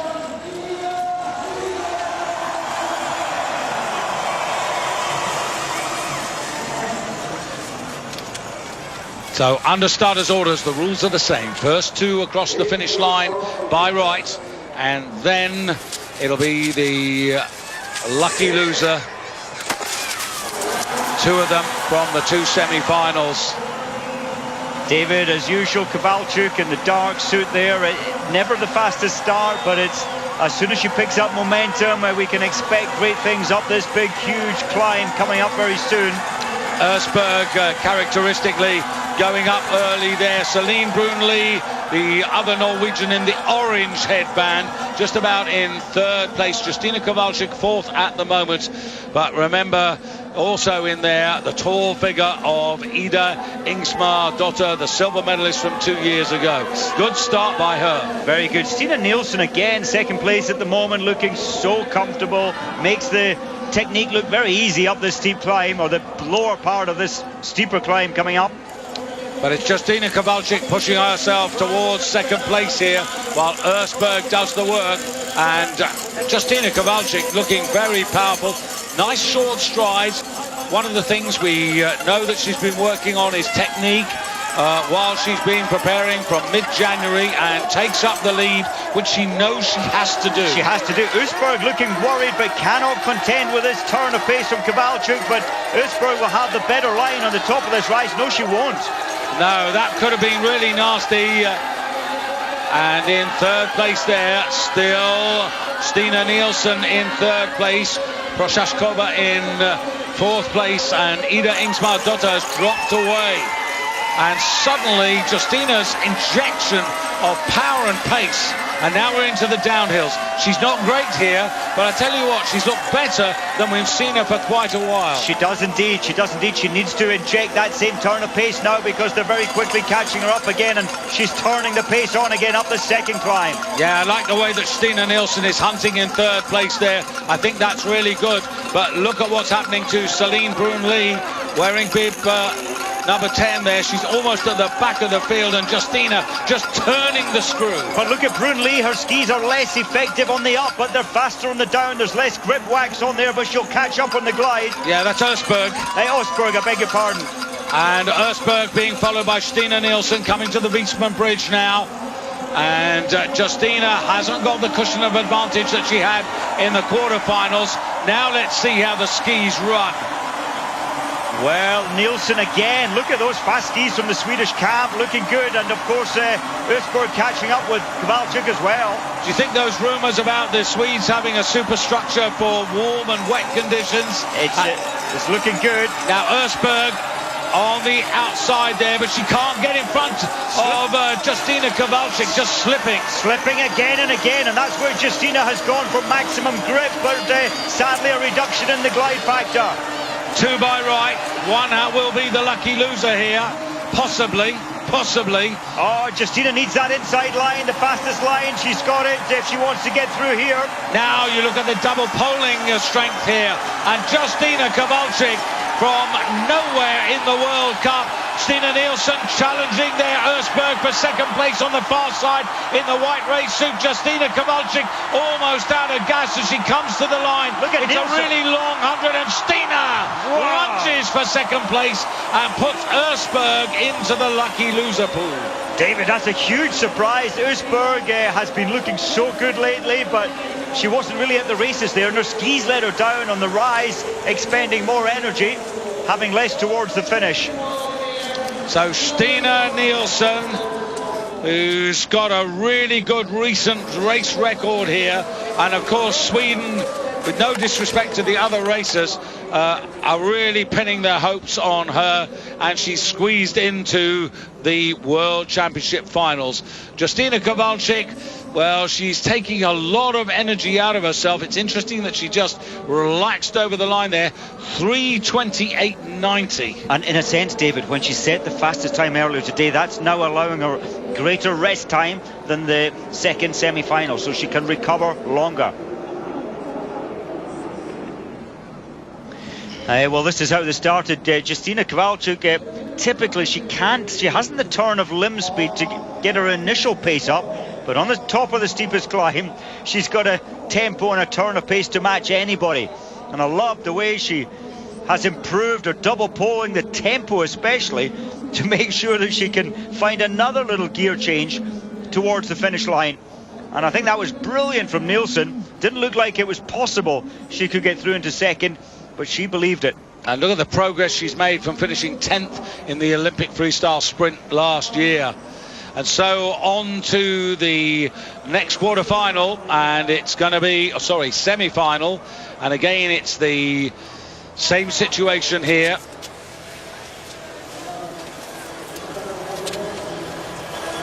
So Falla, the Olympic champion. Wisnar, who really impressed me. There she is in that sort of lemon Slovenian outfit, but Marit Bjørgen. Now Marit Bjørgen looking for a 20th gold medal, and when you consider Marit Bjørgen, you have to consider Kaspersen Falla, the Olympic sprint champion. Marit, by the way, has won the world title plenty of times. Wisnar, fourth 2 years ago, and very impressive earlier in the quarter. Scheitnes looking good. This could be a very dominant Norwegian race here. And 12, Niskanen for Finland. I think we may see her to some success before this championship is over. And Sophie Caldwell for the United States. It used to be Keegan Randall, but Keegan Randall's never been comfortable really at classic skiing. It's the freestyle. She'll go in the team sprint. Well, clean start, no problem at all. You just sense that the red suits will want to dominate this, but Wisnar very early on saying, no, I want to lead this one. Bjørgen, of course, is the defending world champion, having won in Val di Fiemme 2 years ago. Falla, she is the Olympic champion, having won just last season. But it's Wisnar who was fourth, and I was really impressed not only by the physical work, but that also she knew in her head exactly where she wanted to be and when she needed to be there. Yeah, very, very clever. And Janez Vodičar taking over the cross-country as leadership, but giving good direction to this improving Slovenian team. Falla, who is definitely improving, finished second in Östersund, so really on the upward curve, taking the edge. Marit Bjørgen hunting in third place behind Visnar. Then you've got Keitnes in the red suit. On the near side, 12, that's Niskanen in Finnish blue. And at the back, Sophie Caldwell on the far side. It's very tight. Keitnes beginning to up her pace just a little, realising she needs to get with the action and not behind the action. Kerttu Niskanen also coming right in front of Visnar, and Visnar struggling now. What a difference between the quarter and the semi. Often, David, you see that you put so much out on the semi quarter-final that you've got little left for the semi, but then you still need something for the final if you make it that far. It's a Norwegian 1-2-3 at the moment. Keitnes in third, Bjørgen in second, Kaspersen Faller in first place, and Bjørgen, as so often happens, Mike, as the competition unfolds, looks better and better. Her strength and her endurance, David. It's called a sprint. Well, it's not really at 3:24, and she's great when it comes to continual sprint racing. She's much better balanced up here, isn't she? She is, and it's the strength. Look at the strength of her legs. She just raises up, puts the hips a little further forward. Keitnes has really come back into this one as they crest the top of the second rise. So Marit Bjørgen will now be thinking very carefully, do I stay where I am? It's probably the right thing to do. Just stay on her ski tails, come into the stadium and get that little bit of glide and relaxation on the flat and attack at the base of the hill. Well, David, yesterday I know they only had 1 hour track time, but all 6 Norwegians were practicing this descent and how it works. Marit Bjørgen positioning herself for the attack, now goes into the double pole. Keitnes staying low for longer, recovering slightly longer. Yeah, but Kaspersen Faller had great glide on her skis there, and that helped her, and she's got that length advantage over Marit Bjørgen, who's being forced to try and come around the outside, and the advantage almost given away to Keitnes. Remember, it's 2 to go through and a lucky loser, and this is pretty tight, and Kaspersen Faller, who has been improving week by week, now really showing why she, is as good as she is. But it's Bjørgen who's come through on the inside, taking the better line and powering home when it matters most. It's a fast time to beat 3:29 to qualify, to get through, and it's going to be faster. Yeah, and that was an easy 3:28.9 for Bjørgen. Faller in second place, Keitnes 3:29.9. So Keitnes is going to go through. She definitely is. But not Niskanen. No, not Niskanen. Looks like Sophie Caldwell. Oh, no, sorry. Just thinking of the previous semi-final. We'll just concentrate on this for a moment.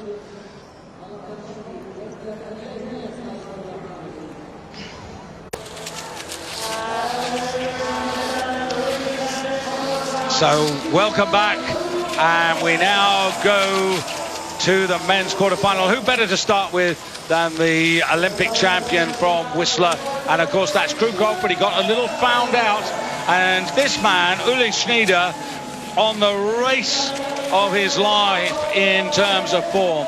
Pellegrino, so impressive down the final 100 with the double poling to get into the final. Sorry, Sochi for... It's semi-final, sorry. Pedersen made it through as a lucky loser, but it looked good and quite convincing. Hakola, well, he's up against some tough company here, and Simeon Hamilton for the United States looks really up for this, and so he should. Very relaxed on the line, you've got to say. Really important, Mike. You might be aware that you're the outsider, but you cannot allow that to come into your head. He is nearest to us, which means he has the worst seeding, because he is not set up for the first right-hander, but you just clear that out of your minds. And in a sense, I think you're right, taking the pressure off almost, and Hamilton just playing nice and comfortable, as he did last time in the early part of this race. It's all about the arm power, rising up high on your toes to get maximum drop through your ski poles. So the defending world champion, Nikita Krukov, on the left of the picture there. He's vying for the advantage at the moment. and leads up there, and shadowing him there, that's Risto-Matti Hakola from Finland in the blue. Schneider, David, exact same as last time. He was at the back at this stage, and then all of a sudden he decides to move up the ranking with an incredible pace. Question is, does he have the pace to do that for a second time? You see, he's under a little more pressure now because the pace is just that little bit more keener there, and Hakola is the man who is making this pace as they go up the glide there. Beautiful technique, head upright, looking way up the hill to keep the hips forward. Pedersen very focused on the far side there, but getting crowded by Krukov. He's been done no favours, and Pellegrino has managed to advance ahead of Theodor Pedersen. Now Pedersen, I'm not sure if he's got a ski pole problem there. There's something wrong with his hand grip. One of the athletes skied over his pole and it's coming out of his hand. Well, it was a coming together there with Pellegrino, who overtook him, but I'm not quite sure whether it was actually Pellegrino's fault. But Pedersen's back in the race now. He's sorted himself out, and he's gone back into third place. So Hakola leads here from Krukov on the right of your picture. 4 coming out there. That is Uli Schneider, and this is where he looks as if he's going to try to make his charge. But Hakola will not be denied, Mike. He will not. Schneider wasted a huge amount of energy, and look how much further round the track he has to go, but he's desperately trying to get through. He just can't.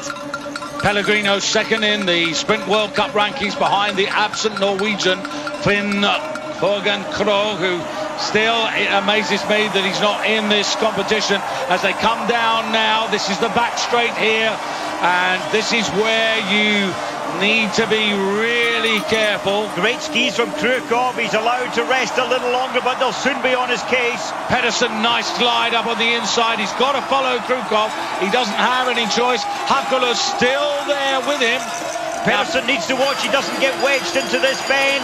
And Pellegrino coming round the outside, almost galloping round Krukov there. Pedersen's got a decent line if he can get it, but Pellegrino's got first run. Now, has the Swede got anything to get himself into the final? Here he comes on the near side, in the white. Krukov has to go on to the far side. Pellegrino on the near side, it's Pedersen. Krukov, the world defending champion there, gets ahead of Pellegrino, and Theodor Pedersen is looking for a lucky loser spot into third place, 3:05.9. Oh, what a race. Krukov looked very convincing. He held his nerve on the glide into the final climb, held it a little longer maybe than he should have, but he had a great turn of pace there in the final 50. What about Pellegrino? When he wants it, he can change pace in an instant. Well, what he's showing, Mike, is that although his 3 victories have come in freestyle races, he's as accomplished in this code, and this man has really moved forward, Pellegrino. Second in the World Cup rankings. He's only 24 years of age. He was 12th 2 years ago in the World Championships.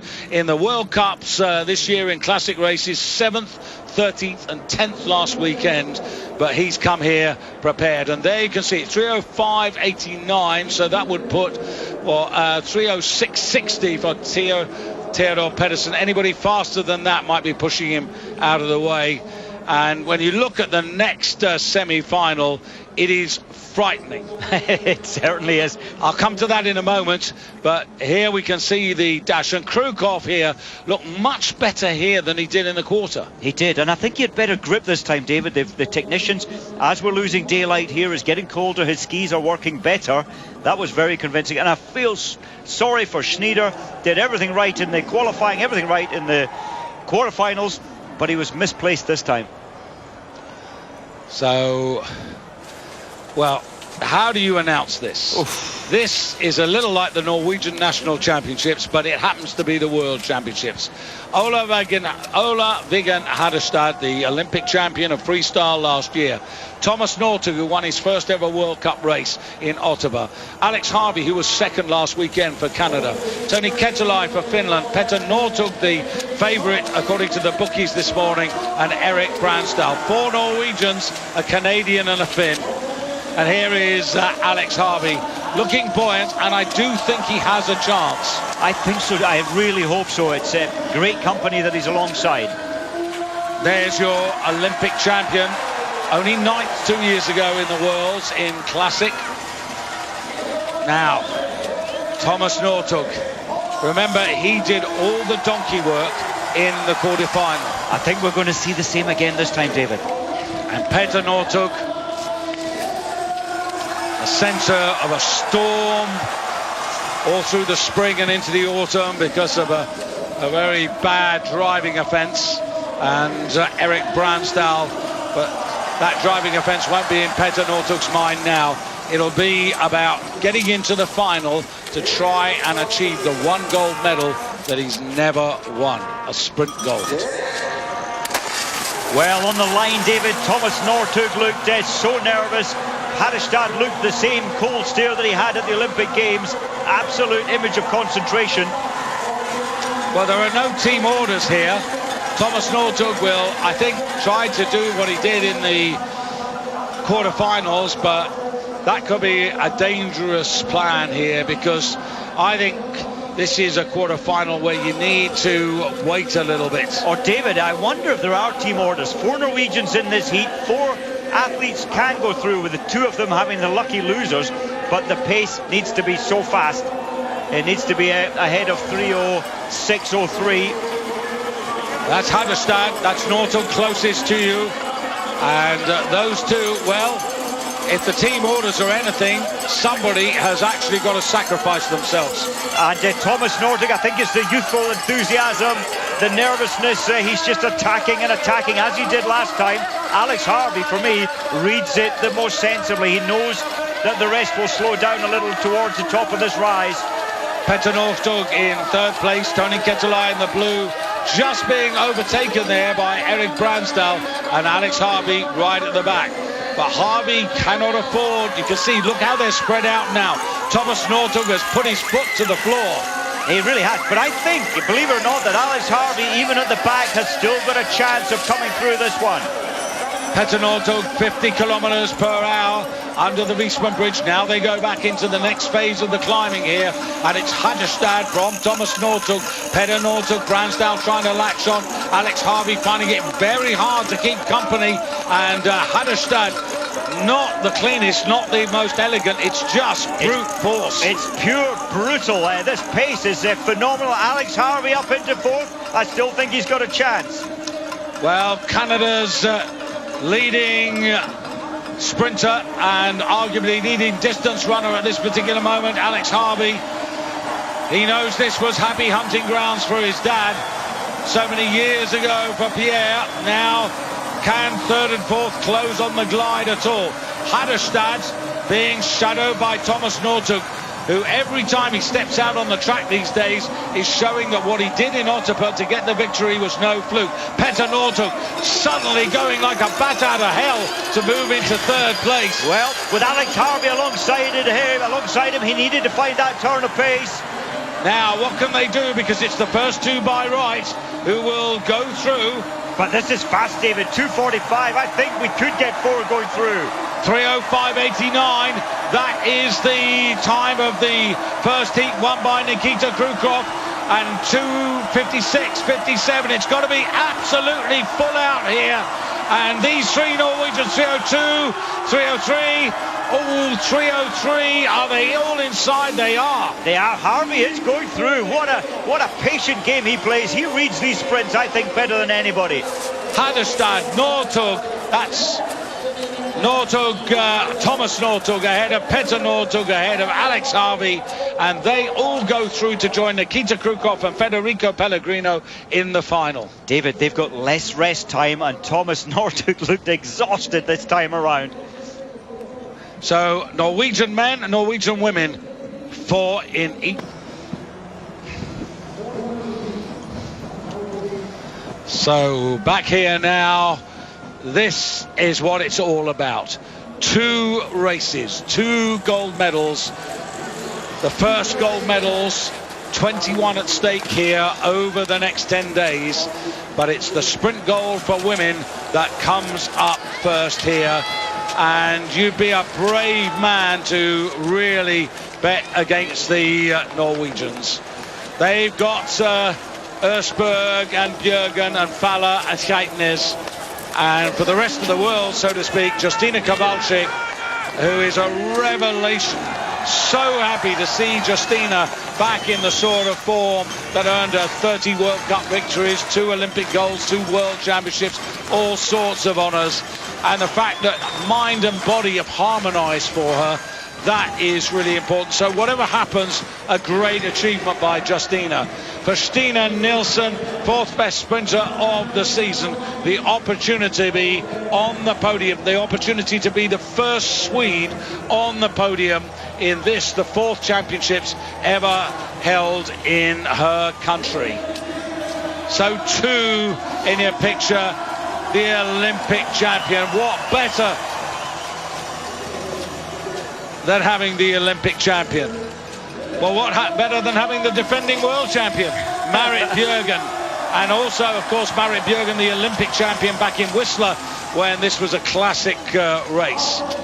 And wearing number 1, Justina Kowalczyk, at the heart of the echelon here. And classic is her strength, but she is strong. 5. That's not Justina. A big cheer for Stina Nilsson of Sweden. 21 years of age, from Torsby in Östersund. And I can tell you, this country is gathered round the television screens. As you see, Kari Keitnes, who I must say Mike was quietly confident about right through the day. And the Olympic silver medalist and the gold medalist from the team sprint, Ingvild Flugstad Østberg, who in the last 2 years has graduated from being a junior superstar into an elite racer of huge merit. 4 Norwegians, 1 Pole, 1 Swede, 1,400 metres. Well, what a lineup, David. It is the World Championships. The cream has floated to the top, and it is the final. Can Nilsson impress most of these spectators from her home country? She certainly started well in 3rd place now, but exactly where she wants to be.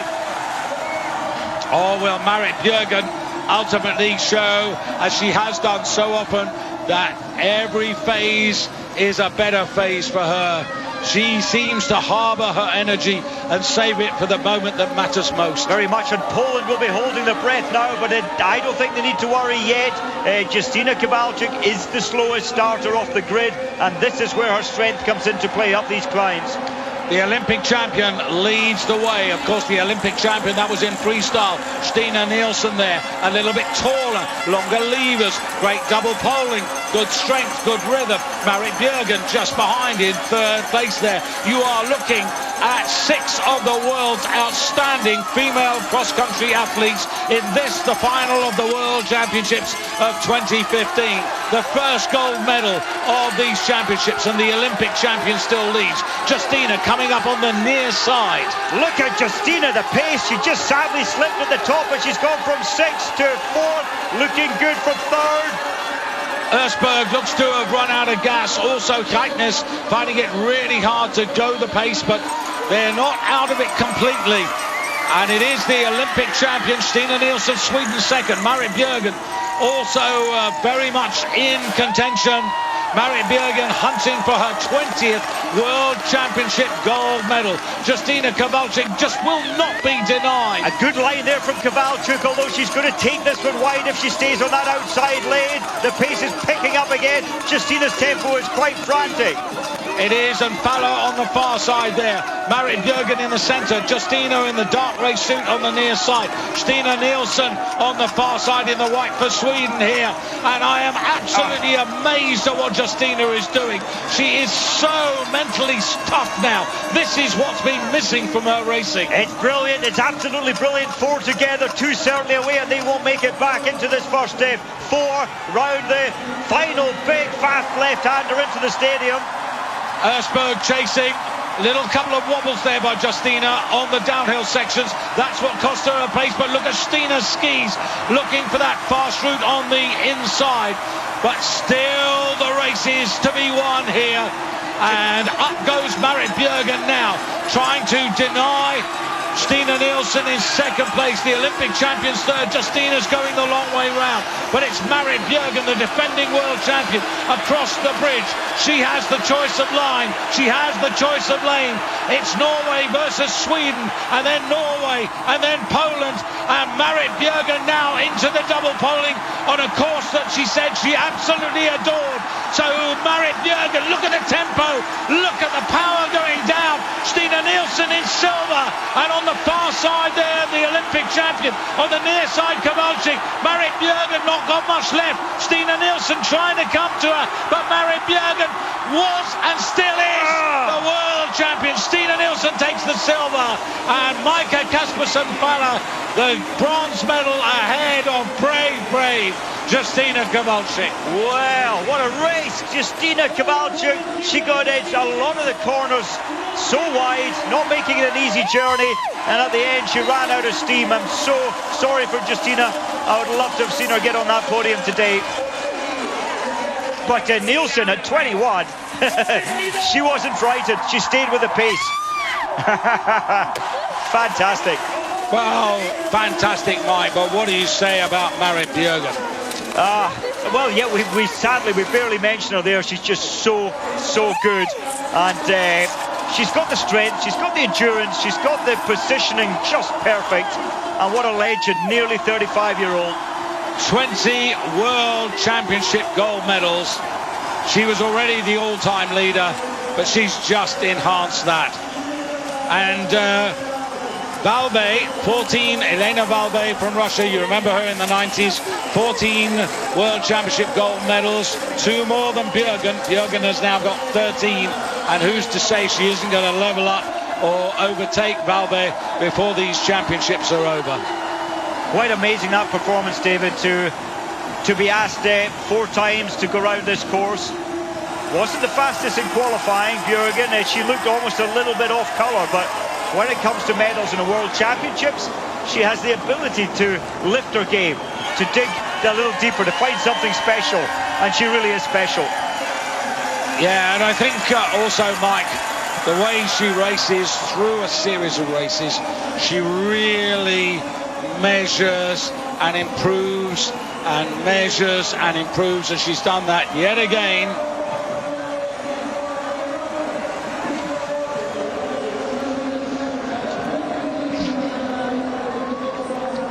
Stina Nielsen, fantastic effort for her. She will surely go from strength to strength, but that Norwegian medal is the 116th gold medal for Norway in the history of the Nordic Ski World Championships. Incredible. And the bronze as well, of course, to Faller. Yeah, Faller did a lot of the donkey work, but we've always said, don't lead. She just can't help herself, Faller. I think she'll look at these tapes endlessly, just trying to figure, but that is her enthusiasm. That's her natural place to be, is just keep on attacking. And Faller, who was third actually in the World Championships 2 years ago, takes the same colour medal. So interesting, Mike, 2013, Bjørgen, Ingemar Dotter and Faller replace Ingemar Dotter with Stina Nielsen.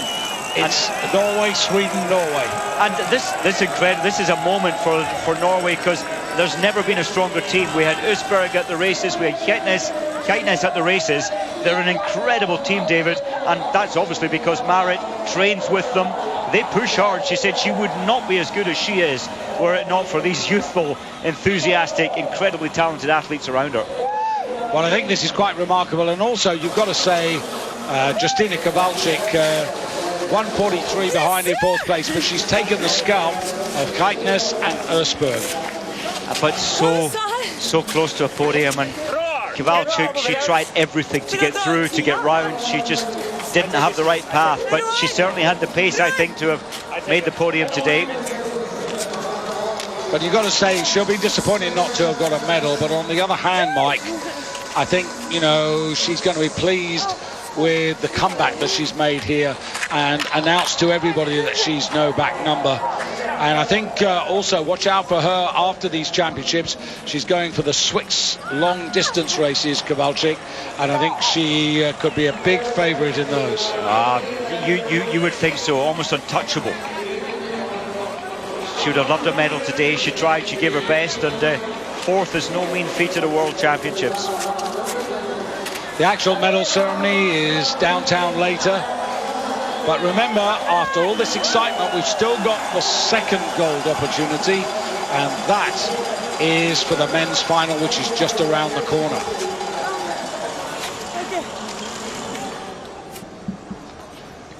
Stina Nielsen just could not find those extra 3 meters, 2.5 meters, but was closing the gap. The double pulling power, the super strength of Marit Bjørgen is unmatchable.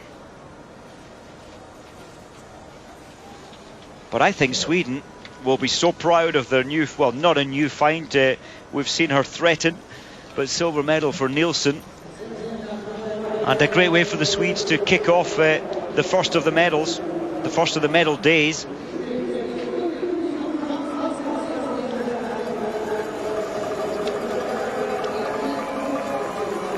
So gold, silver and bronze, and here's a little reprise of how those medals were won. And it was all about pace, and Falla was the brave one. She wanted to try and lead it all the way. She gave herself advantages in the early stages to take this rise in first place. It gives you a good line onto the descent. Kowalczyk in black, always having to go the long way round because of the traffic jam, but so often showing us the fastest pace on the two climbs. Get a little tangled there with Bjørgen. And at this stage, Bjørgen still playing patient. She knew to draft down that descent, gave her the best exit onto this final 200 power, finish straight, and nobody could match her power in the double poling. There's Kowalczyk trying frantically to take herself from fourth into third, but just ran out of space. Yeah, terrific race and terrific finish. Frank down in Spade, yeah, cheeky little remark there. The Swedes may keep their super glide, but we keep the gold medal. That's from a Norwegian. It was a super glide, I must admit, on Nielsen's skis, and that certainly helped her on her journey.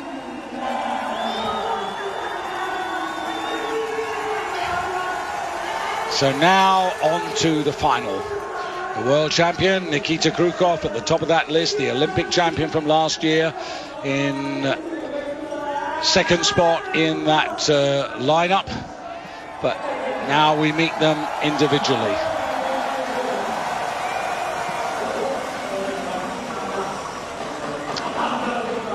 Well, Mike, this is a fascinating lineup here for the men's final. Incredible lineup. Krukov, there he is, the tall, slender athlete we're looking at on the left there. And he's used to these pressure moments. And I love the way he attacks the climbs. He's got wonderful reach through arms and legs. Very slender body weight. These climbs suit him. And he's against, well, the finishing power of Northug, the incredible focus of Hadestad and strength of Hadestad. So no Swedish representation in this, because we've got in the final Krukov for Russia, Hadestad for Norway, Thomas Northug for Norway, Pellegrino for Italy, Harvey for Canada, Petter Northug for the Norwegians. Two brothers. And here is the older one, Petter Northug. Krukov, lean and mean, the defending champion, the former Olympic champion. Hadestad, the reigning Olympic champion. It's all quality, Mike. It's just such rich quality, and I love the way Hadestad is so internally focused, not showing any emotion. Is Thomas going to do what he's done in the quarters and the semis, try and lead from the front? I think he will, but he is tired this time, I think, Thomas. This man can do anything. His turn of pace is extraordinary. Pellegrino, and then Alex Harvey. I wonder if Alex will take a different strategy. He was way at the back at the top of the first climb. He always believed he could make it. I never doubted it, but I think he'll need to stay a little closer in contact this time. Night has fallen, the floodlights are on in the Lunette Stadium. The final of the men's classic sprint for 2015 is underway. Nikita Krukov, 2 from the left, the defending champion. Now, I did wonder, David, if this would be more tactical. They're not against the clock this time. It's not about the fastest 2 going through. But once again, it's an electric pace, a dynamic pace out of the stadium. So it's going to be an all-out attack. And again, led by the young Thomas Northug. I think that's the way that he's racing at the moment, and in time he maybe well become more flexible, more tactical, but just at this moment in time he's more comfortable being out in front, and he's leading Haderstad and Krukov in the darker race suit on the far side. Pellegrino in the blue with the bobble hat for Italy.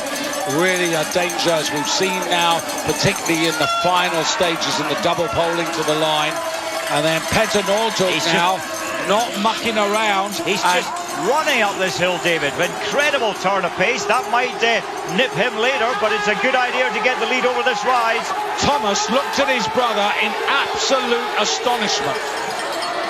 He did. Where did that come from? He moved from 5th in the last quarter of that climb into 1st position. And what Petter Northug has said is, I'm not going to leave this down to a final sprint, because when you make a break like this, it has to be convincing, and you only get one chance to break like that. And when it comes to strategy, Petter Northug, we've seen it now for 8 years, is the best. He wanted a long lead into the home straight, but in fact, he's lost all that advantage, partly lost it. Pellegrino's doing the same to him.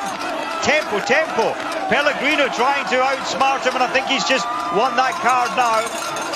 Yeah, and Haderstad trying to cling on in there. It's not over yet. The wise head of Harvey's just watched all this energy being spent, and he's still waiting. He's waiting for his attack. Krukov has been taken off his feet. He has. Fastest glide last time was Haderstad. He's still in the races, or is he? So Petter Northug, with good glide, closes up on Pellegrino and skips to the inside. So he feels he's got the strength to outstrip Pellegrino, and there he goes.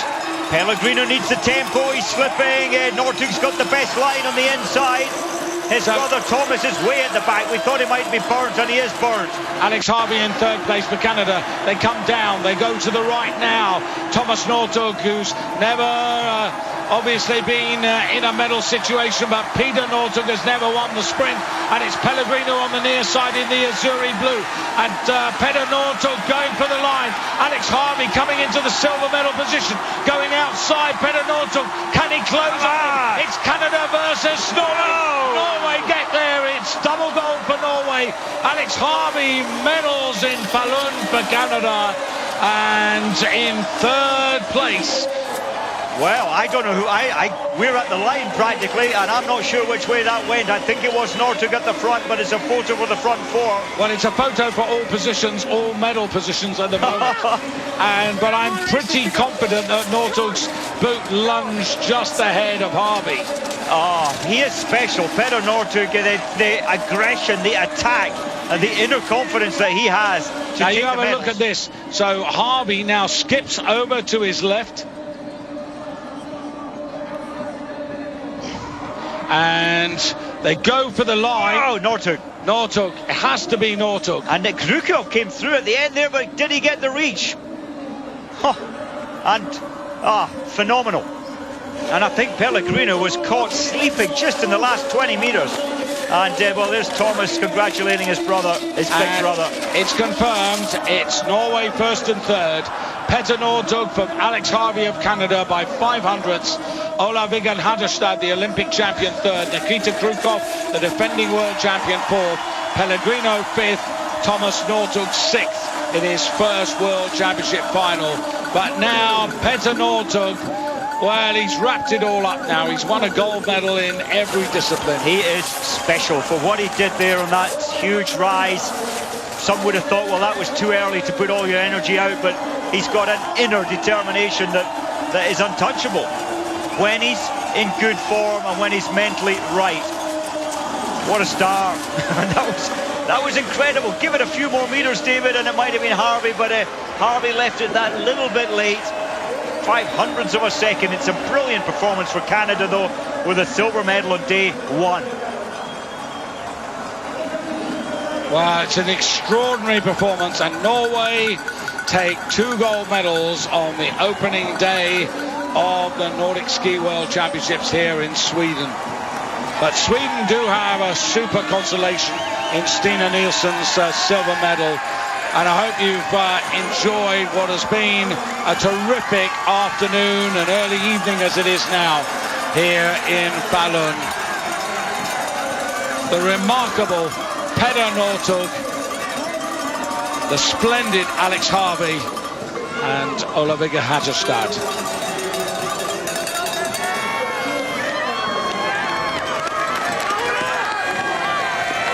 Well, Mike, what an hour it's been. I'm almost speechless, David. The best were in the final, and they gave us incredible entertainment.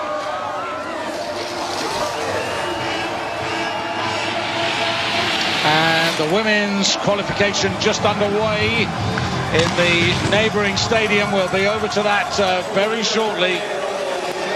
But for now, just for the moment, from Mike Dixon and myself, David Goldstrom, bye-bye from the Lunet Arena.